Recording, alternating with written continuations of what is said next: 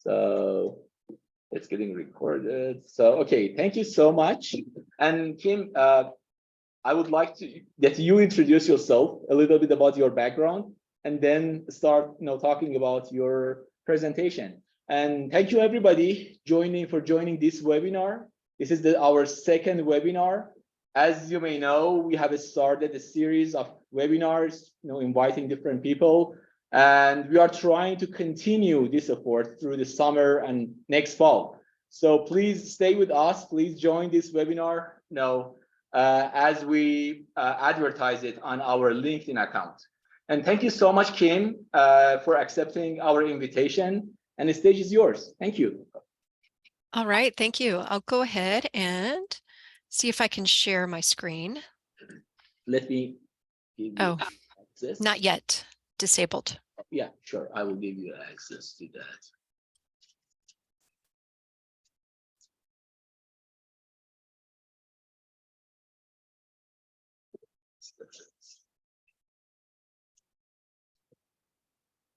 You can do it right now. Okay, I will do that then.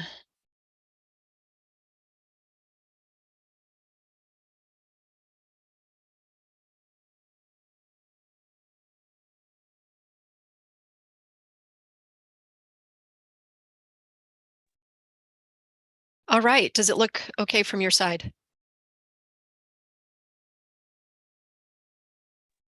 Yes. All right, thank you. So today I'm going to talk a little bit about tailings trends and the journey to GISTM conformance. If you don't know what the GISTM is, don't worry. You'll learn about that a little bit during my presentation today. So first, just a little bit about me.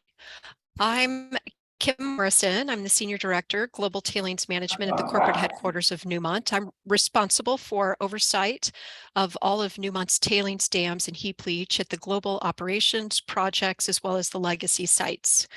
I'm quite active external to Newmont in the industry, trying to promote best practices with respect to tailings management. And I served within SME as the founding chair of the Tailings and Mine Waste Committee, which was founded in 2020, and am proud to say that I was the editor for the first edition of the Tailings Management Handbook, a life cycle approach that was published about a year ago.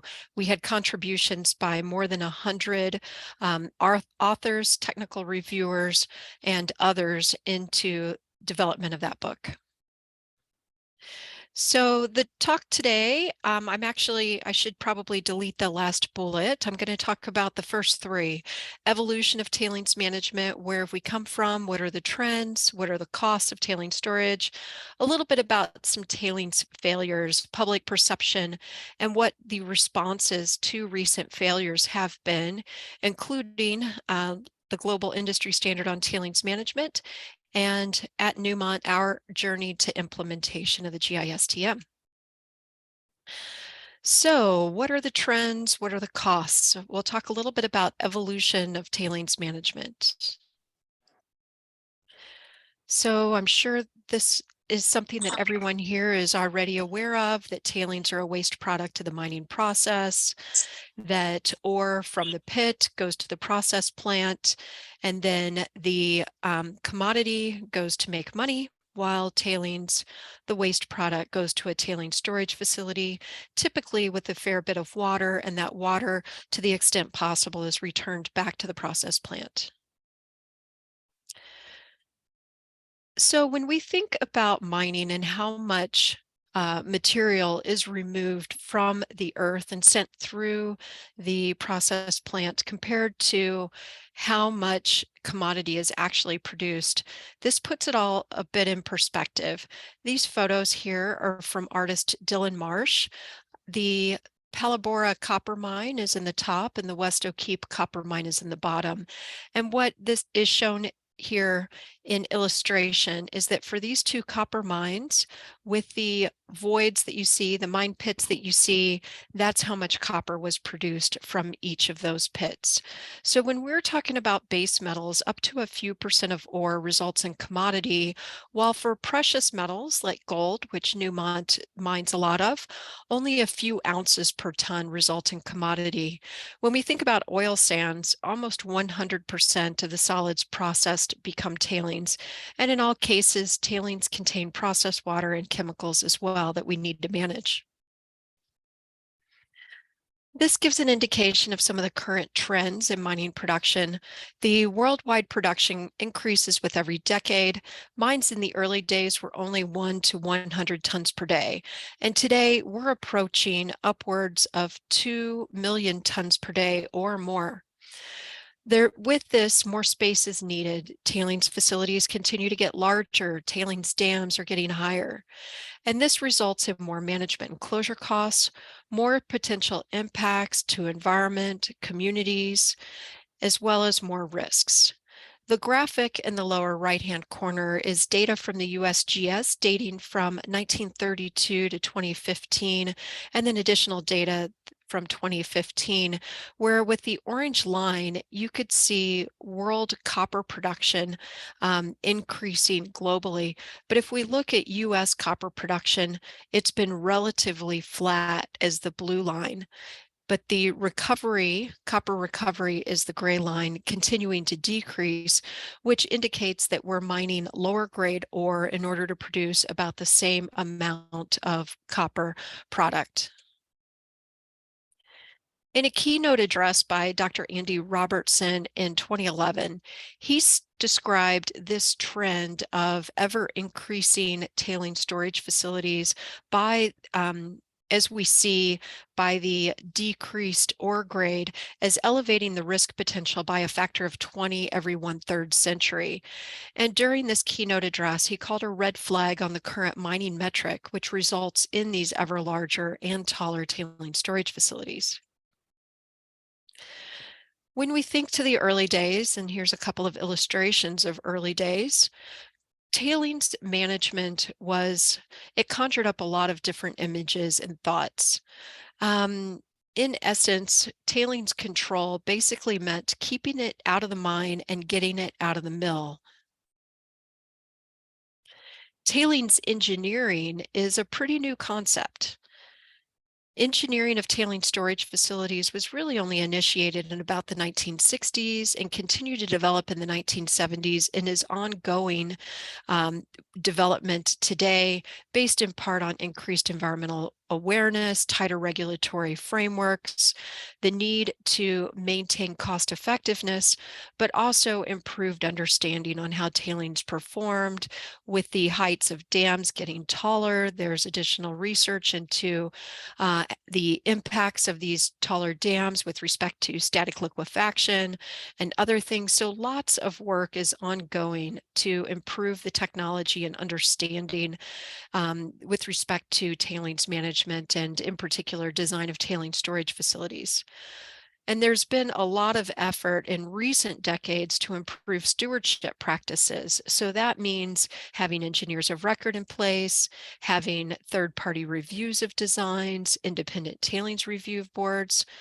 So even with the improvements that we've seen over the course of the past 50, 60 years, there still is, on average, about 2 major tailing storage facility failures that are documented each year.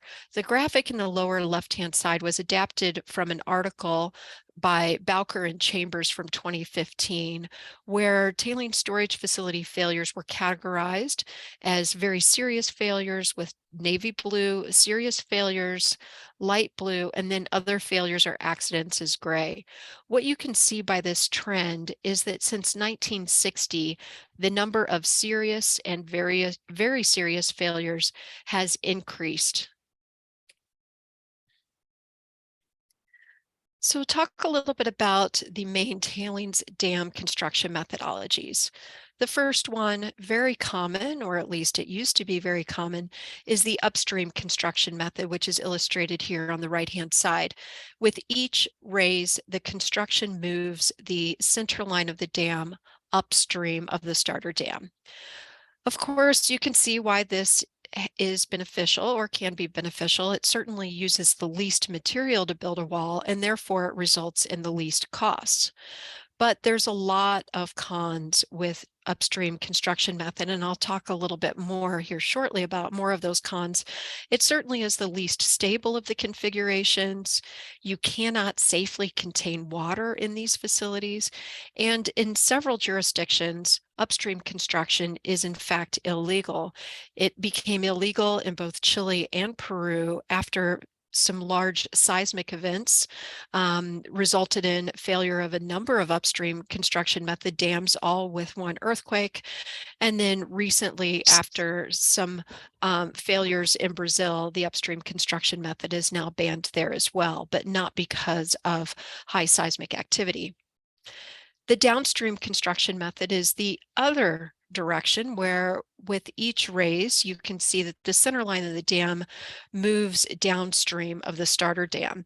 You can also see by the dark gray that it requires a whole lot more material to build than the upstream construction method. So obviously, it results in higher cost, significantly higher cost, and the highest cost of the three methods I'll show you here today. And but there are a lot of benefits with this construction method. The risk of failure of a tailings storage facility is significantly reduced, and you have absolutely no reliance on the tailings characteristics for stability. It's also the most stable configuration in highly seismic areas. And if you need to store water in a tailings storage facility, it can typically be safely stored in a downstream constructed tailings storage facility. Then we get to the compromise between these, which is called the centerline method, where you can see this with the starter dam, the centerline stays the same with each raise. So raise construction merely moves in an upward manner. Yes, it uses less material than the downstream construction, so it provides a reduced cost when compared to the downstream method. But tailings are actually often used for dam construction, which is one benefit of this centerline method. There are some cons, though, as well. You still need to have very good control of your water or phreatic surface within your tailings storage facility, and it relies on temporary support from the tailings beach for development of this method. This is a bit of a heat map that gives some indication as to a comparison based on risk level between upstream, downstream, and centerline constructed tailings storage facilities as compared to a conventional water storage dam on the left.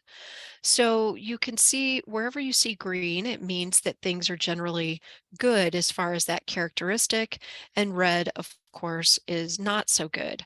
So upstream construction method we see in red, not suitable for significant water storage, performs poorly in high seismic areas, but wow, the cost is definitely the lowest. And conversely, for downstream constructed tailings storage facilities, lots of green, except for when we think about cost of the facility itself. So comparing conventional dams to tailings dams, there's a number of things that we need to think about. One, for conventional dams, it's designed and it's constructed in a single stage. So you reach steady state early after operations commence. With tailings storage facilities or tailings dams, the construction is ongoing throughout the facility life, and so we actually don't reach steady state until at closure. With conventional dams, often the owner is focused on dam operation and surveillance.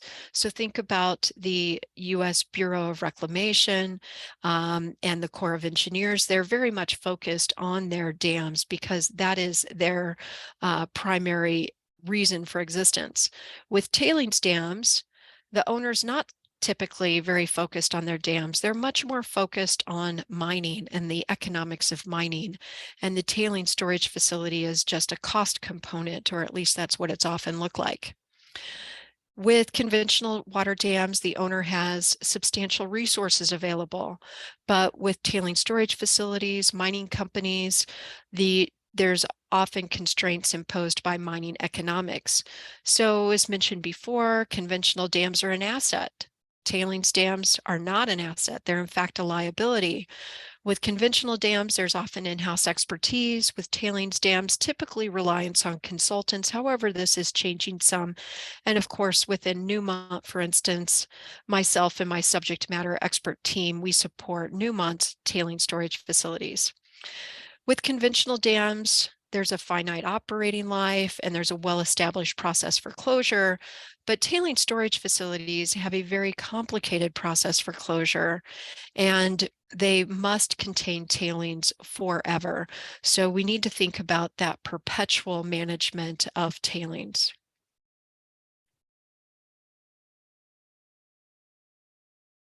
So what else is special about tailings storage facilities? This is an image of the UNR tailings storage facility at the Porcupine mine in Ontario.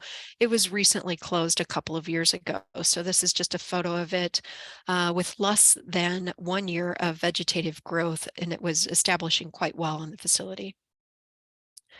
But the main thing that's special about tailings storage facilities is they need to last in perpetuity. And perpetuity, well, it's a very, very long time. So thinking about perpetuity and how long that is, first let's think about the world's oldest mine. The world's oldest mine is in Swaziland, and it's about 43,000 years old. What about the world's oldest recently operating mine? It's about 2,000 years old, located in Spain, and it was closed in 2003. These are clearly not equivalent propositions. The Great Pyramid is the only one of the 7 wonders of the ancient world that is still standing. And tailing storage facilities, like the Highland Valley Tailing Storage Facility illustrated here, will require a much higher degree of stewardship than the Great Pyramid. And our experience with large engineered structures is quite short-lived compared to perpetuity at only about 5,000 years. So thinking about the tailings life cycle, we have the design, construction, and operations phase, and that first part of closure where we're transitioning into closure. That's typically only on the order of 25 to 50 years. In some cases, long-term water treatment is required and dam water levels need to be regulated. This can be 5 to 100 years or more. And then we move, hopefully, into the post-closure care and maintenance phase where the dam is no longer operated in the sense of regulated water levels, and this could extend into perpetuity. What is the cost of tailings deposition? There are lots of factors that affect tailings management. The topography where the tailings storage facility is contained, the dam construction method that we just talked about, upstream, centerline, downstream, the extent of engineering controls that are implemented, is it geomembrane lined or not? Where's borrow material coming from? Are we able to use mine waste, or do we need to develop a separate borrow source? What are the characteristics of the tailings? Do they need to be contained in a lined facility or not? And are they appropriate for use as a construction material themselves? So what about the tailings deposition methodology or rheology? Can we use cyclones? Are we just spigoting? Do we filter the material? What about water management? Geochemistry impacts the cost. How far is the facility from the process plant? Thinking about pumping and piping and conveyance structures. What about closure requirements? And lots more. So there's lots of things that affect the cost of tailings management, but what we can't do is let cost drive the decisions. Here is an image that I pulled from an article back dated in 2018, where it illustrates the misaligned project development horizons of mining stakeholders.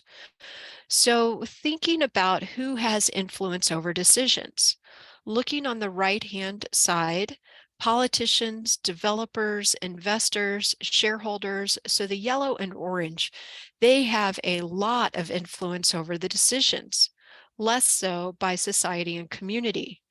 But when we think about the period of time for which those decisions really matter, it really is the society and the communities that need to live with the decisions that are made and need to live with those forever. So how about paying through perpetuity? Thinking about, for instance, what if there's long-term care or care and water treatment required? Who's going to pay for that? Financial assurance for closure in most jurisdictions is only on the order of 50 to 100 years, and in some cases less at only 30. How will finance of the net present value work in the future? Are net present value based approaches a sound way to close or finance your mine closure? The graphic on the right-hand side shows what net present value calculations do for you. Let's just think about needing a $1 million water treatment system. If we do it now, you can see it costs us $1 million, but through the magic of net present value, if we defer that for 100 years, it is a negligible cost to us.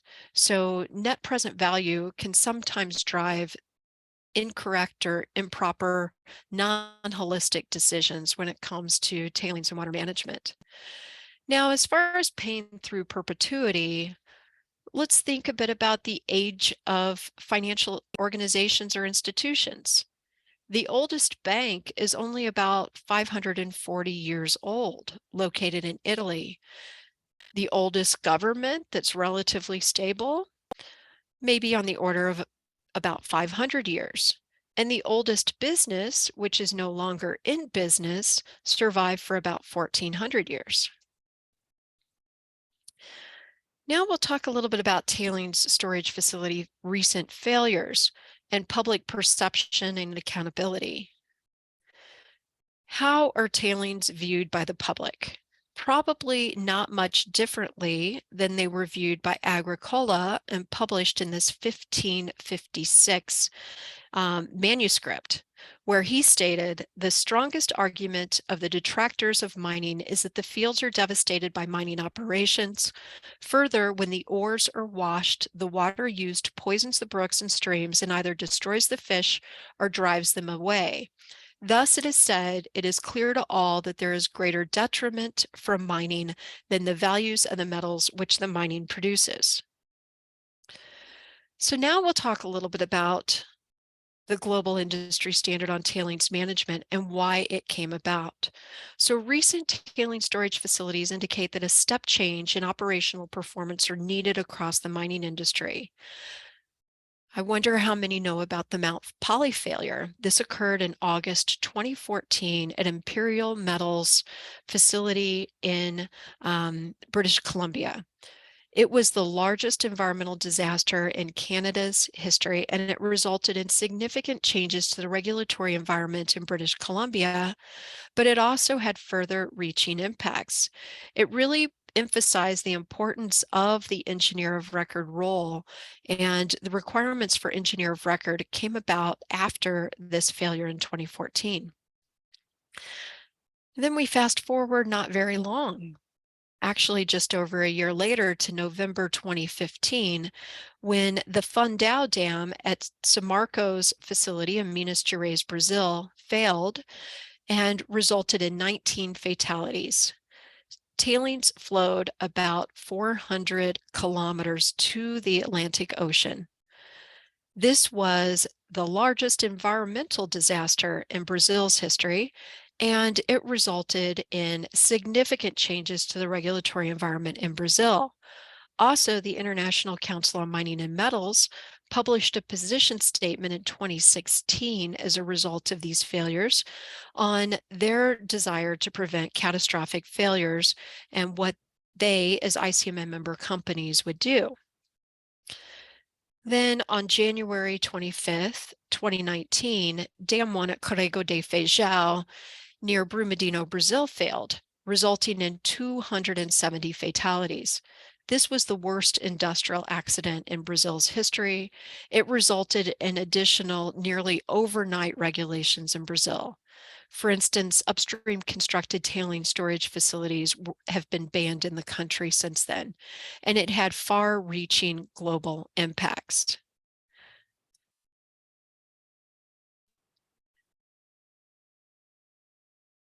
So this failure is Dam 1 at Corrego de Feijão. After the failure at Samarco, 24/7 video was required on all tailing storage facilities in Brazil, which is why we see this video. This is a video downstream of the tailing storage facility. You can see a truck driving around, people trying to figure out how do we get out of here and escape this mass of mud sliding to us. You can see the railroad, the train that's moving, another couple of pieces of equipment.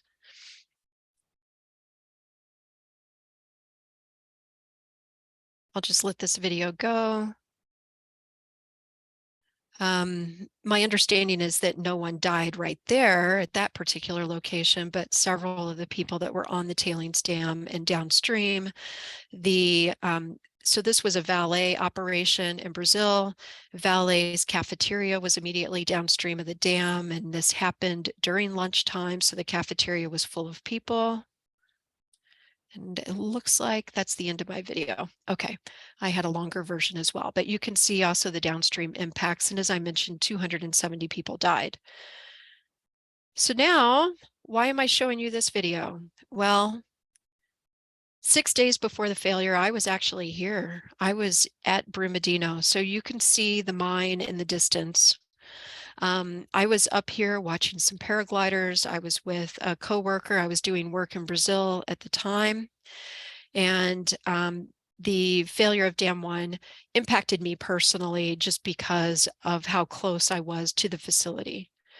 So I was also on my last flight home from Brazil when the failure occurred, and I landed, I turned on my phone, and my WhatsApp completely exploded with messages, videos, images from people on the ground that came through my contacts in Brazil. And it looks like my presentation has just locked up. So I'm going to have to close out of it, it looks like here. It's churning. And I'll just restart it. So give me just a minute. Guess that's what I get for trying to put videos in my presentations.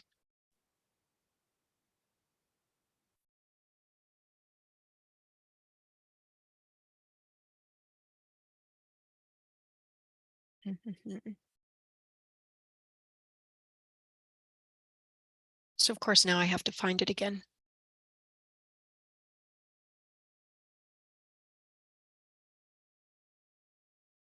But feel free to talk while I'm, trying to correct my issue here. We have 2 messages on the chat box, so you can talk about those messages as well. So I think the same, topic, Isabel talked about, the Brazil incident. Yeah, I was studying abroad in Brazil when this happened, and that was actually devastating to see, or my friends from Brazil, from Minas Gerais, where they were talking about it, and it was I felt very bad, especially because we represent this industry and we all have made a huge advance in mining, but still areas where we need improvement. So yeah, I share your feelings, Kim, because it happened to me the same way.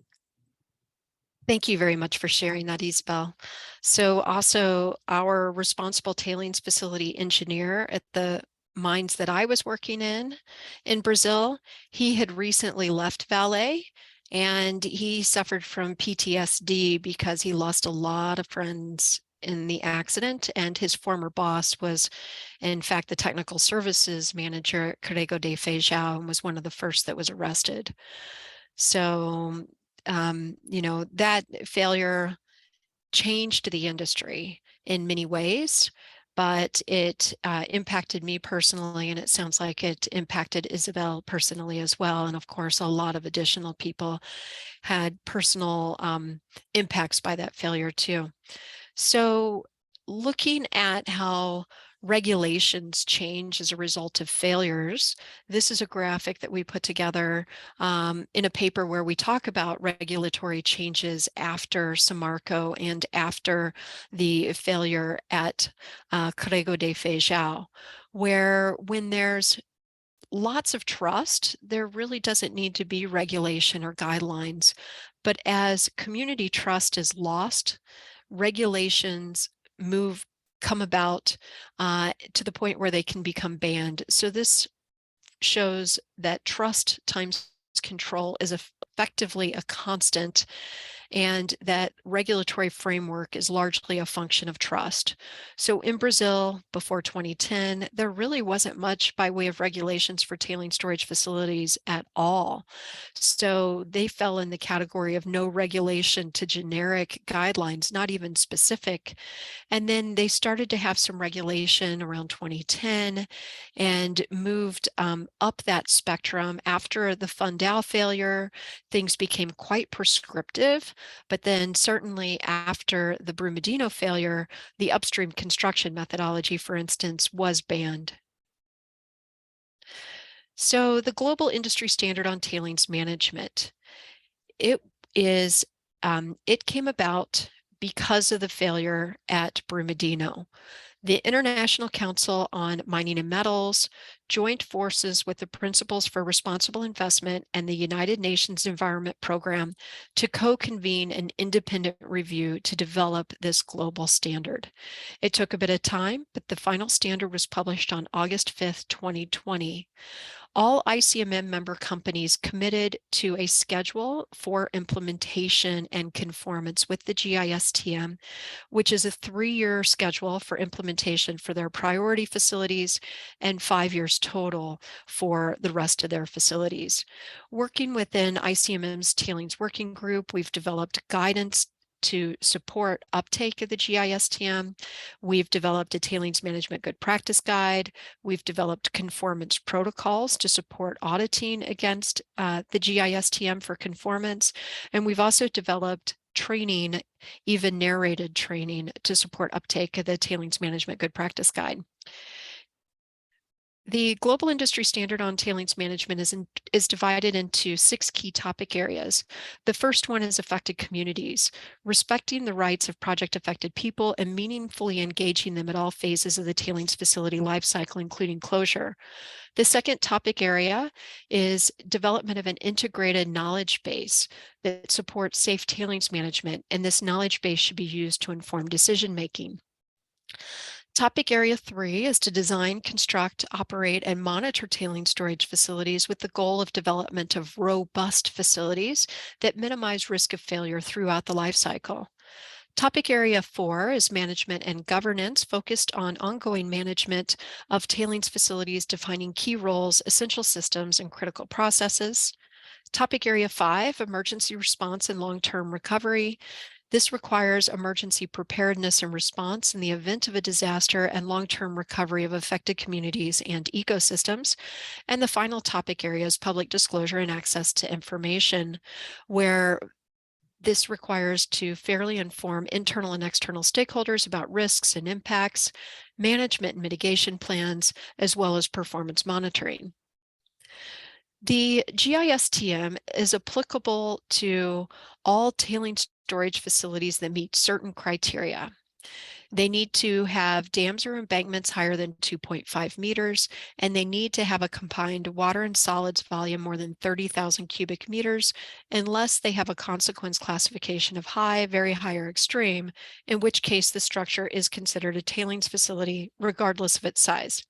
So what this means is if you're placing tailings in pits or in impoundments dug into the ground, if you don't have dams associated with them, the GISTM may not apply. Also, the GISTM does not apply to facilities that have been safely closed, but there isn't a clear definition on safely closed, so all operators are left a bit to their own devices in deciding and determining what safely closed means. So we recently developed a guideline internal to Newmont with a roadmap to safe closure. So jumping now to our approach and our journey at Newmont to implement the GISTM. So Newmont, if you're not familiar with us, we are the world's leading gold company, the #1 gold producer with 9 world-class assets. We have operations in Canada, the United States, Mexico, Suriname, Peru, Argentina, Ghana, and Australia. We also have several joint ventures, including our non-operated joint ventures with Barrick at Pueblo Viejo in the Dominican Republic and Nevada Gold Mines. This provides some key milestones on Newmont's journey towards environmental, social, and governance. Back in 2001, Newmont became a founding member of ICMM. In 2004, they established a Safety and Sustainability Board Committee, and the first sustainability report was issued. Newmont issues annual sustainability reports, and our 2022 report will be issued shortly. In 2007, Newmont appointed its first Chief Sustainability Officer. And then in 2020, Newmont committed to implementation of the GISTM. So we look at our schedule for implementation of the GISTM, and we see that conformance for priority facilities is expected by August 2023, which is literally right around the corner. So we're a bit in the race to the finish on those priority facilities. We have 11 facilities in our portfolio that are considered priority. Priority are those that have extreme or very high consequence classification. And in parallel, we're working on conformance for the rest of our facilities by 2025. And this is just an image of the consequence classification of our tailing storage facilities that are active operations and where they're located geographically. So we have a total of 90 tailing storage facilities. It's a lot. And it does include those that are non-operated joint ventures. We have 21 active, 37 inactive, and 32 reclaimed or closed tailing storage facilities. We have a strong governance hierarchy that commences with our code of conduct, followed by our policies, standards, guidelines, and procedures. The sustainability and stakeholder engagement policy was updated to reflect Newmont's commitment to implementation of the GISTM. And shortly after the GISTM was published, we developed 2 standards that align with the 77 requirements in the GISTM. It includes our technical and operations standard, as well as our environmental management standard. And we have a lot of guidelines that support implementation of these standards. Within Newmont, we've implemented a 4-line of defense model. The first line of defense is site-based implementation that's comprised of our responsible tailings facility engineer or person with direct contact and support by our engineer of record, and the dam owner is the general manager. There's also support by regional leadership teams as part of the first line of defense.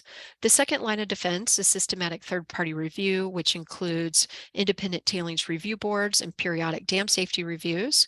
The third line of defense is where myself and my team sit. We're the corporate tailings management team. We sit in technical services, reporting upward to the accountable executive, who is our chief technology officer. The third line of defense is supported by our sustainability and external relations team, social and risk teams. And then finally, the fourth line of defense is the board of directors and the executive leadership team.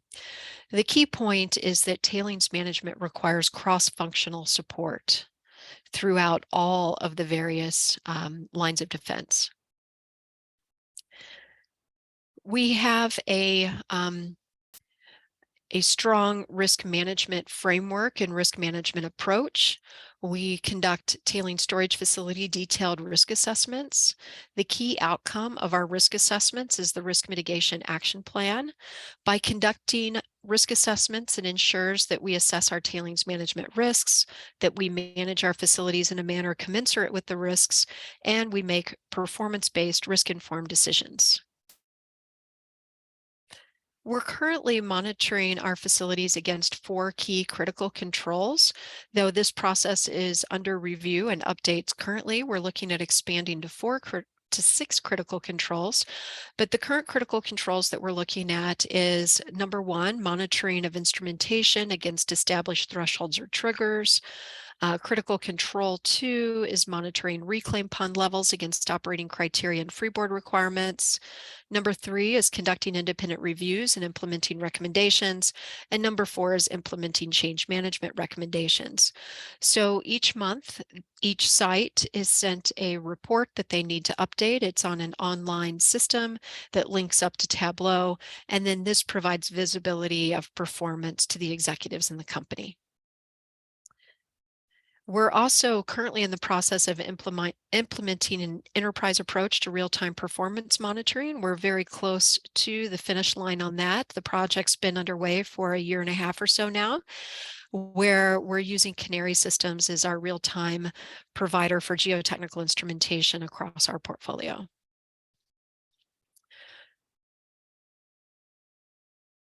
We're also in the process of developing a framework to support all of the many disclosure requirements of the GISTM.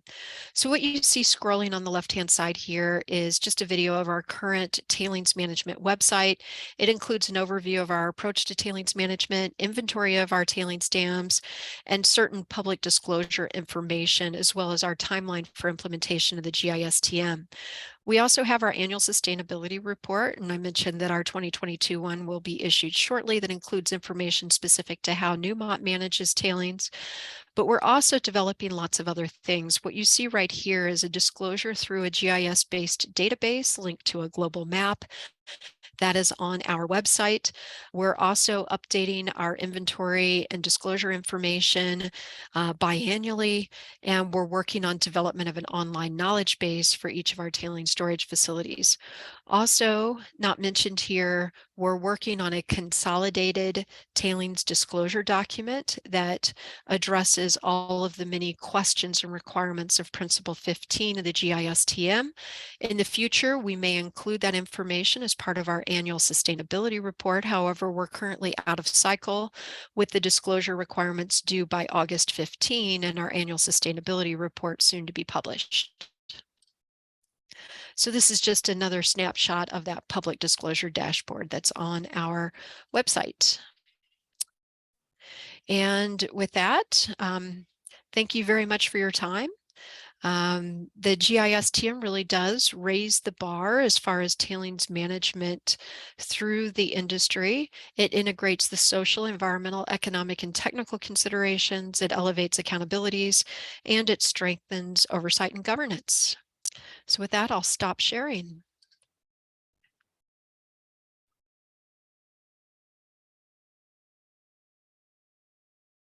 Thank you so much, Kim, for the great presentation. So we have time for questions from the audience. Start. You mentioned the chemical storage inside there as being a major part. Do you run, like, for instance, cyanide storage and things like that through the GISTM, or is that more cyanide standards? That is, the cyanide management is purely managed by the International Cyanide Management Code, and Newmont does adhere to the ICMI.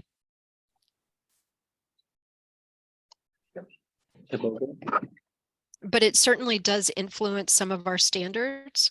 So because we use cyanide in most of our processes, our standard for tailing storage facilities, our environmental management standard for tailing storage facilities, has a requirement for a pretty robust liner system. My question is about how has the technology changed over time in terms of design, monitoring, and operations of your tailings, and how has that affected the way you either implement like the GISM or write your policies? That is an excellent question. So technology is constantly improving and advancing, and we're supporting quite a bit of technological advancement currently.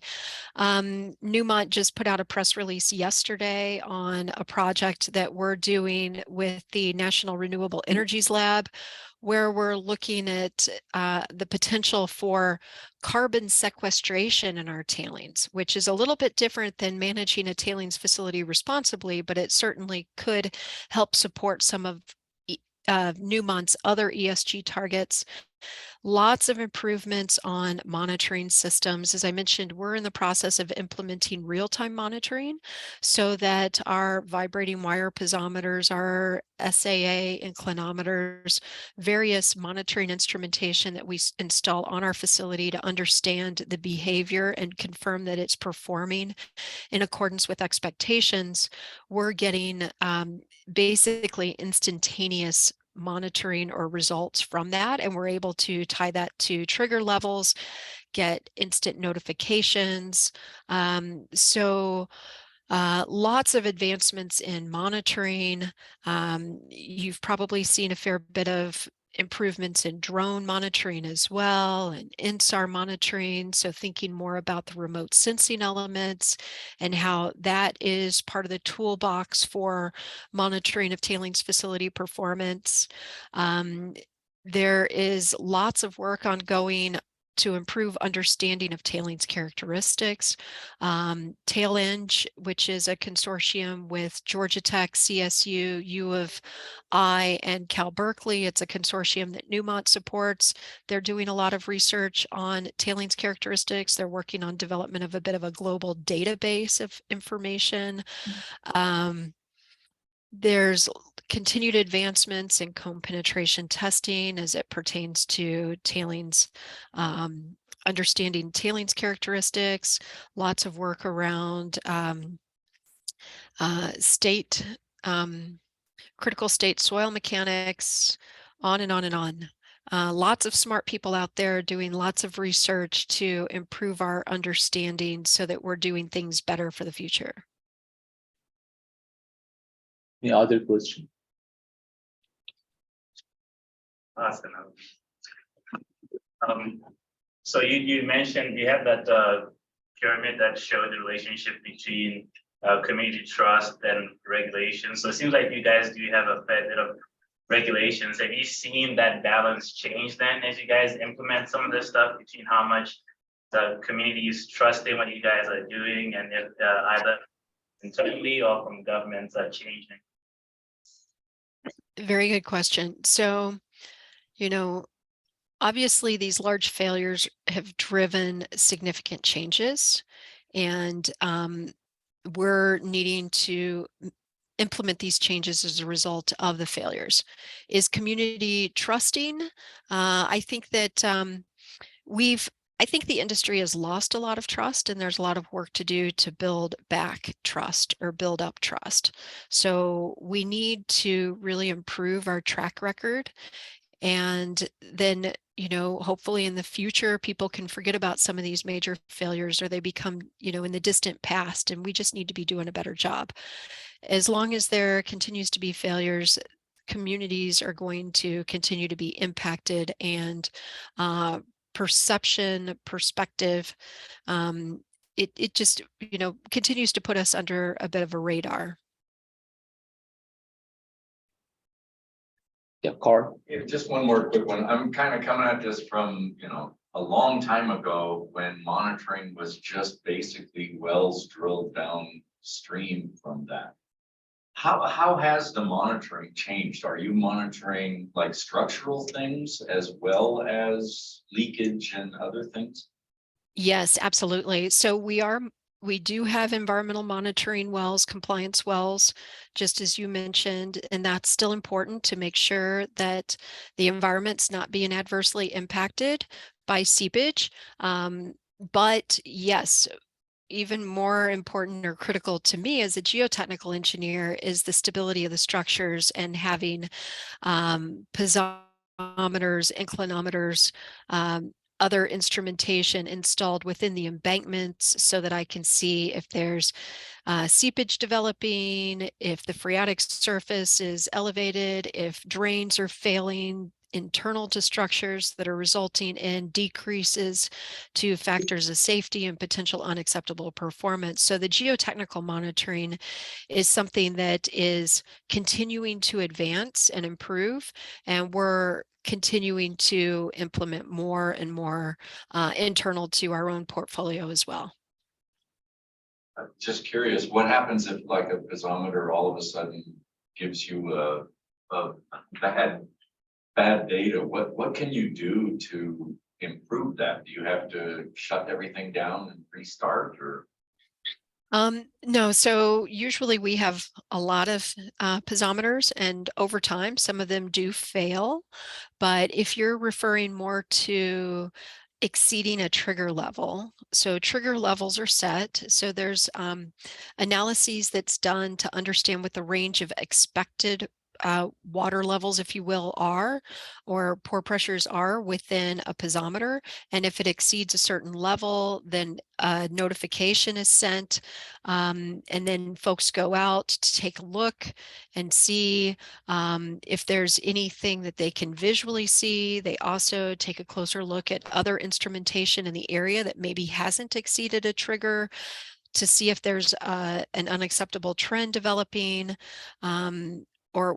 So there's, I guess what I'm saying is that there's a lot that goes into understanding what the expected performance is, establishment of triggers to indicate that something is not as expected, and then actions that need to happen if you see unexpected results. Any other questions?